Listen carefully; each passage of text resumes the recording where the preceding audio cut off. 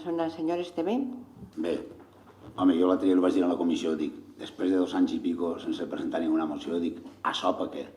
Però bueno, i després de sentir-lo, i això m'han entrat ganes de dir, a part de amén, cuando digo de Juan Pablo II, dir caudillo por la gracia de las urbanizaciones, por la gracia de Dios, por las urbanizaciones al final y monasterios, però bé, este senyor, ha faltat també el currículum, en 1977 va ser candidat de Força Nova per Castelló, partit molt democràtic, conegut per la trajectòria democràtica d'aquest partit.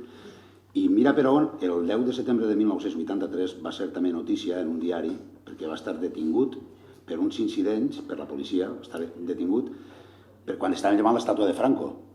Allí, i ell es veu que tenia això, anava fotografiant els treballadors que a les 4 del matí anaven pobres encaputxats per a llevar-ho. I bueno, això, jo penso que aquesta persona no és mereixedora, perquè d'ahir podem passar a més coses. I penso que les persones a les quals, al nostre parer, se tenen que dedicar carrers, tenen que destacar per altres coses.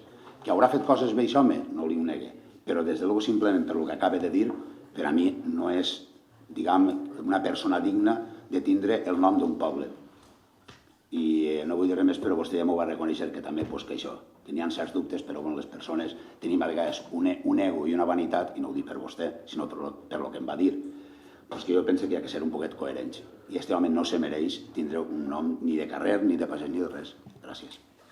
I si tenen vostès un poquet de mirament i de vergonya, pensa que no tenen que aprovar-la, evidentment, per respecte a persones que encara estan vives per ell. Sí, contestar-li al senyor, per exemple, que per a no voler influir en la política i en la vida política del poble, la veritat és que han triat vostè el camí més recte, entrar a formar part d'un govern i damunt donar-li la majoria, per exemple.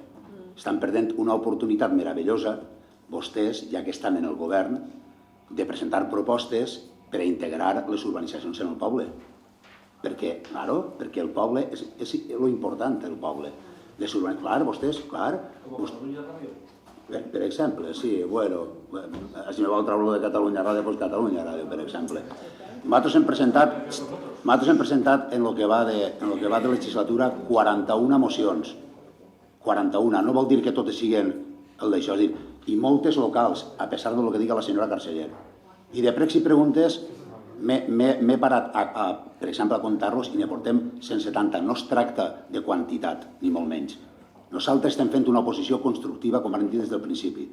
Vostè, tot és dir que és una associació, que vostès no volien ficar-se en política, no fan propostes per no fer la política, per què estan així? Faig una ONG.